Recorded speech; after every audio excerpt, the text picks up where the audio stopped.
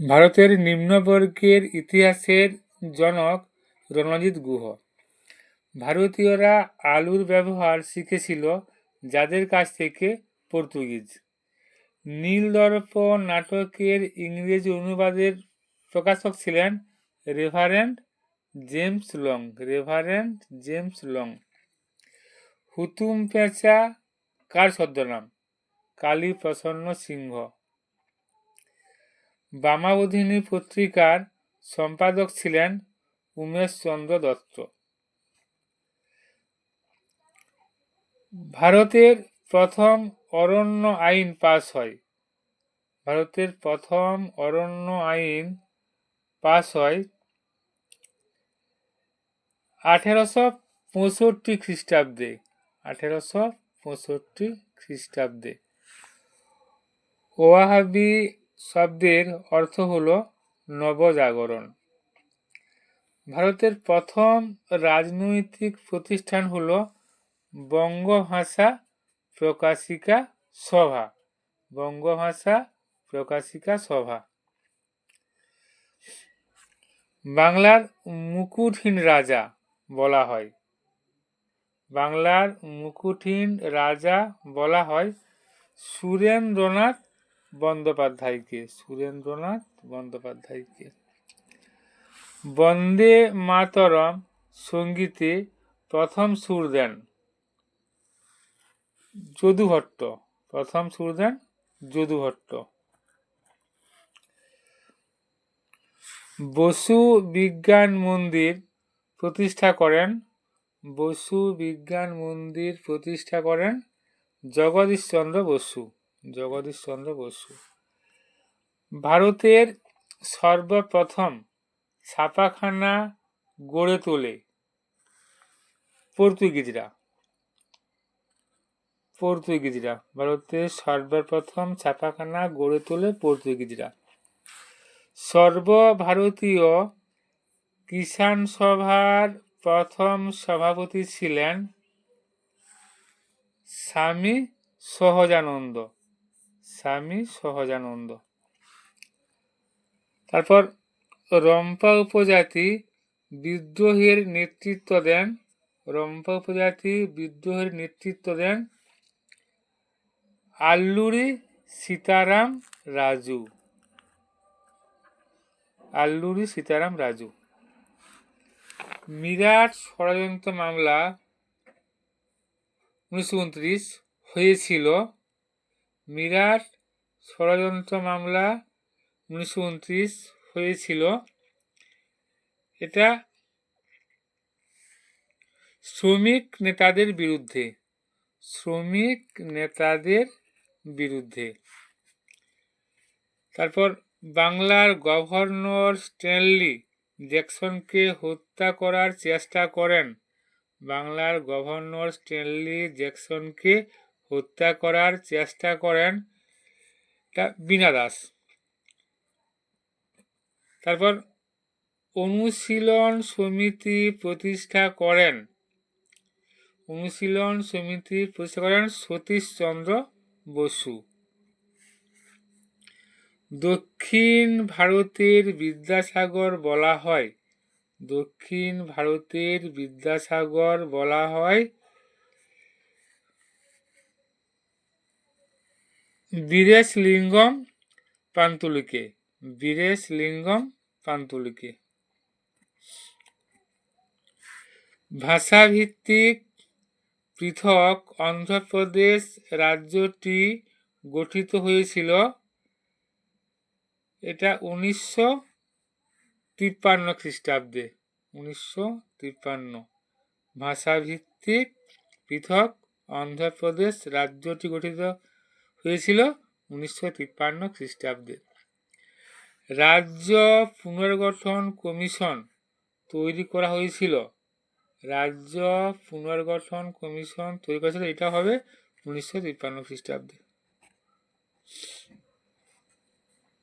1953 খ্রিস্টাব্দে রাজ্য পুনর্গঠন কমিশন। এরপর বিভাগ খ, নিচের প্রশ্নগুলির উত্তর দাও। প্রতিটি উপবিভাগ থেকে অন্তত একটি করে মোট 16টি প্রশ্নের উত্তর দাও। আমি এখানে সবগুলোই করে দিচ্ছি, তোমরা দেখে নাও। প্রথম হচ্ছে, গ্রাম বার্তা প্রকাশিকা পত্রিকার সম্পাদক কে ছিলেন? না, গ্রাম বার্তা প্রকাশিকা পত্রিকার সম্পাদক ছিলেন হরিনাথ মজুমদার বা কাঙালি হরিনাথ। ভারত মাতা চিত্রটি কোন ঐতিহাসিক ঘটনার পটভূমিকায় অঙ্কিত? দেশ বন্দনা বা মাতৃবন্দনার পরিপ্রেক্ষিতে ভারত মাতা চিত্রটি অঙ্কিত। কি বললাম? দেশ বন্দনা বা মাতৃবন্দনার পরিপ্রেক্ষিতে ভারত মাতা চিত্রটি অঙ্কিত। তারপর ইউরয় অ্যান্ড সন্স কবে স্থাপিত হয়?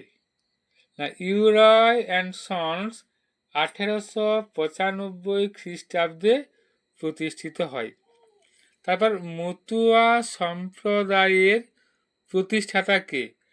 মতুয়া সম্প্রদায়ের প্রতিষ্ঠাতা শ্রী শ্রী হরিদাস ঠাকুর। শ্রী শ্রী হরিদাস ঠাকুর।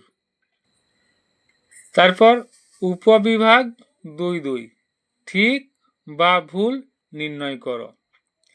1859 খ্রিস্টাব্দে কলকাতা, বোম্বাই ও মাদ্রাজে 3টি বিশ্ববিদ্যালয় প্রতিষ্ঠিত হয়, এটা ভুল। তারপর মোপালা আন্দোলন একটি শ্রমিক আন্দোলন ছিল, এটাও ভুল। 1911 খ্রিস্টাব্দে মোহনবাগান ক্লাব IFA শিল্ড জয় করেছিল, এটা ঠিক। তারপর গান্ধীজি ও ডক্টর আম্বেদকর যৌথভাবে দলিত আন্দোলন করেছিলেন, এটা কিন্তু ভুল। এটা কিন্তু ভুল। এরপর উপবিভাগ 2.3 ক স্তম্ভের সঙ্গে খ স্তম্ভ মেলাও। তো জওহরলাল নেহেরু, এটা হবে letters from a father to his daughter. অরণ্যের অধিকার, তবে মহাশ্বেতা দেবী। মহাশ্বেতা দেবী। রাজা রাধাকান্ত দেব।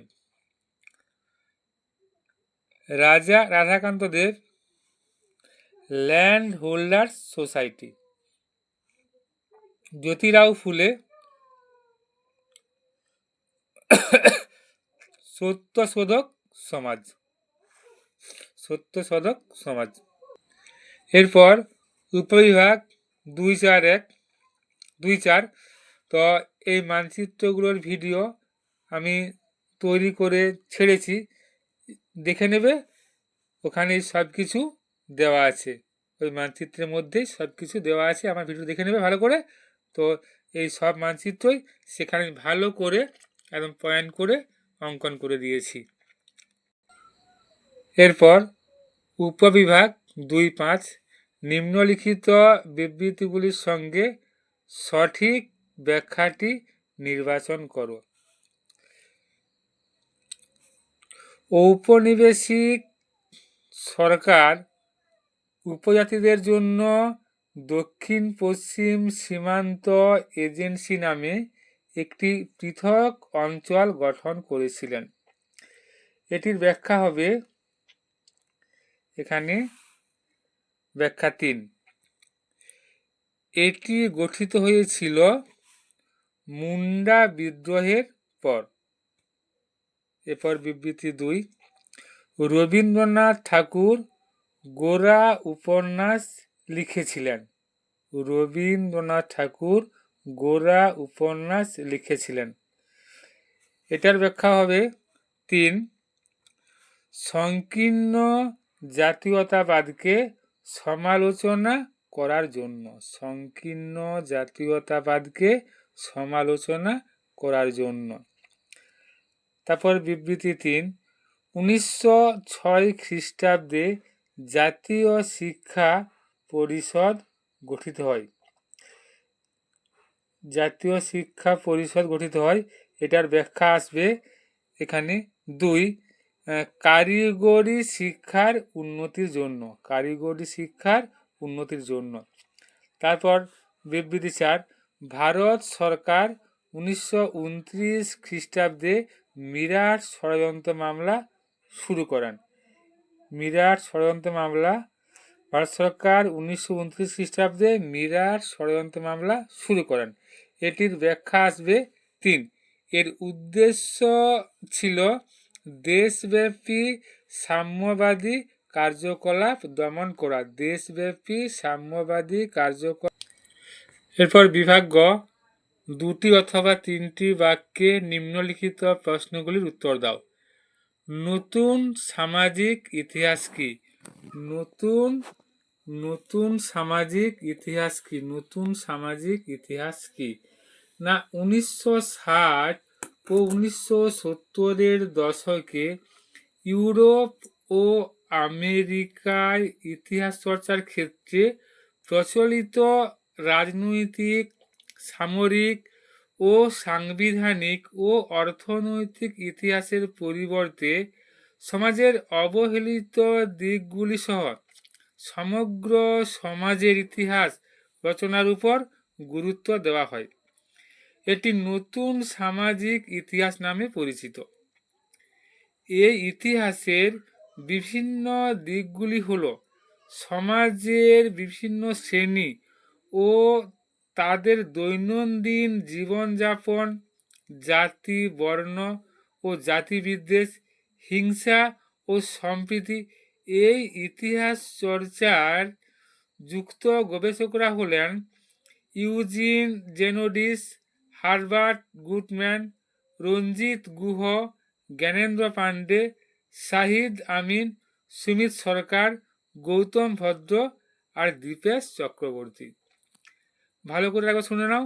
1960 ও 1970-এর দশকে ইউরোপ ও আমেরিকায় ইতিহাস চর্চার ক্ষেত্রে প্রচলিত রাজনৈতিক, সামরিক, সাংবিধানিক ও অর্থনৈতিক ইতিহাসের পরিবর্তে সমাজের অবহেলিত দিকগুলি সহ সমগ্র সমাজের ইতিহাস রচনার উপর গুরুত্ব দেওয়া হয়।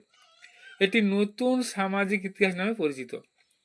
এই ইতিহাসের বিভিন্ন দিকগুলি হল সমাজের বিভিন্ন শ্রেণী ও তাদের দৈনন্দিন জীবনযাপন, জাতি, বর্ণ ও জাতিবিদ্বেষ, হিংসা ও সম্প্রীতি। এই ইতিহাস চর্চায় যুক্ত গবেষকরা হলেন ইউজিন জেনোডিস, হারবার্ট গুটম্যান, রঞ্জিত গুহ, জ্ঞানেন্দ্র পাণ্ডে, শাহিদ আমিন, সুমিত সরকার, গৌতম ভদ্র, দীপেশ চক্রবর্তী। তারপরের প্রশ্ন দেখো, আধুনিক ভারত ইতিহাসের উপাদান রূপে আত্মজীবনীর গুরুত্ব কি? আধুনিক ভারত ইতিহাসের উপাদান রূপে আত্মজীবনীর গুরুত্ব কি? না আধুনিক ইতিহাস চর্চার উপাদানগুলির মধ্যে অন্যতম হল বিভিন্ন ব্যক্তির আত্মজীবনী। প্রথমত, এ ধরনের রচনায় সমাজের নানা স্তরের মানুষের জীবনের বিভিন্ন ঘটনার উল্লেখ থাকে। এইসব ঘটনা তারা ব্যক্তিগতভাবে প্রত্যক্ষ করেছে। দ্বিতীয়ত, এগুলি থেকে সেই সময়কার সমাজ, রাজনীতি, অর্থনীতি প্রভৃতি সম্পর্কে নানান তথ্য ও ধারণা পাওয়া যায়। তো এই হলো আধুনিক ভারত ইতিহাসের উপাদান রূপে আত্মজীবনীর গুরুত্ব। তারপর ফোর্ট উইলিয়াম কলেজ কেন প্রতিষ্ঠিত হয়েছিল? ফোর্ট উইলিয়াম কলেজ কেন প্রতিষ্ঠিত হয়েছিল? শুনে নাও কেন ফোর্ট উইলিয়াম কলেজ প্রতিষ্ঠিত হয়েছিল। ফোর্ট উইলিয়াম কলেজ 1800 খ্রিস্টাব্দে লর্ড ওয়েলসলি প্রতিষ্ঠা করেন। এর প্রধান উদ্দেশ্য ইস্ট ইন্ডিয়া কোম্পানির নবাগত কর্মচারীদের ভারতীয় ভাষা শেখানো, যাতে তারা সহজে প্রশাসনিক কাজ করতে পারে। আরেকবার শুনো, ইস্ট ইন্ডিয়া কোম্পানির নবাগত কর্মচারীদের ভারতীয় ভাষা শেখানো, যাতে তারা সহজে প্রশাসনিক কাজ করতে পারে। দ্বিতীয়ত, বাংলা, হিন্দি, উর্দু সহ দেশীয় ভাষায় বই ও পাঠ্যপুস্তক রচনা ও অনুবাদ করা প্রশাসন ও শিক্ষার সুবিধার জন্য। প্রশাসন ও শিক্ষার সুবিধার জন্য। এই জন্য ফোর্ট উইলিয়াম কলেজ প্রতিষ্ঠা করা হয়েছিল। তারপর উডের নির্দেশনামা কি? উডের নির্দেশনামা কি? ভারতের প্রাথমিক শিক্ষা থেকে উচ্চ শিক্ষার মধ্যে সামঞ্জস্য প্রতিষ্ঠা ও শিক্ষা সংক্রান্ত সমস্যার সমাধান করার জন্য 19 শতকে চার্লস উডের নেতৃত্বে একটি শিক্ষা কমিশন গঠন করা হয়। এই কমিশনের সুপারিশগুলিকে উডের নির্দেশনামা বলা হয়। আরেকবার শোনো, ভারতের প্রাথমিক শিক্ষা থেকে উচ্চ শিক্ষার মধ্যে সামঞ্জস্য প্রতিষ্ঠা ও শিক্ষা সংক্রান্ত সমস্যার সমাধান করার জন্য 19 শতকে চার্লস উডের নেতৃত্বে একটি শিক্ষা কমিশন গঠন করা হয়। এই কমিশনের সুপারিশগুলিকে উডের নির্দেশনামা বলা হয়। সুপারিশগুলির মধ্যে উল্লেখযোগ্য হল সরকারি শিক্ষানীতি রূপায়ণ ও পরিচালনার জন্য সরকারি শিক্ষা বিভাগ গঠন করা, আর ভারতের প্রেসিডেন্সি শহরগুলিতে কলকাতা, মাদ্রাজ, বোম্বাই একটি করে বিশ্ববিদ্যালয় বা ইউনিভার্সিটি প্রতিষ্ঠা করা। ইউনিভার্সিটি প্রতিষ্ঠা করা। এরপর সন্ন্যাসী ফকির বিদ্রোহ ব্যর্থ হলো কেন? সন্ন্যাসী ফকির বিদ্রোহ ব্যর্থ হলো কেন? না, সন্ন্যাসী ফকির বিদ্রোহের ব্যর্থতার কারণ হলো, প্রথমত, বিদ্রোহের উদ্দেশ্য সম্পর্কে সঠিক ধারণার অভাব ও উপযুক্ত সংগঠনের অভাবে বিদ্রোহ দুর্বল হয়ে পড়ে। কি বললাম? বিদ্রোহের উদ্দেশ্য সম্পর্কে সঠিক ধারণার অভাব ও উপযুক্ত সংগঠনের অভাবে বিদ্রোহ দুর্বল হয়ে পড়ে। দ্বিতীয়ত, এই বিদ্রোহের উল্লেখযোগ্য নেতা ভবানী পাঠক মজনু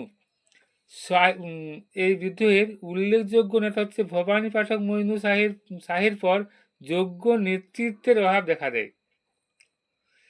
তৃতীয়ত, উপযুক্ত ও উন্নততর অস্ত্রশস্ত্রের অভাবে ব্রিটিশ সেনাবাহিনীর সঙ্গে পেরে না ওঠায় এই বিদ্রোহ দুর্বল হয়ে পড়ে।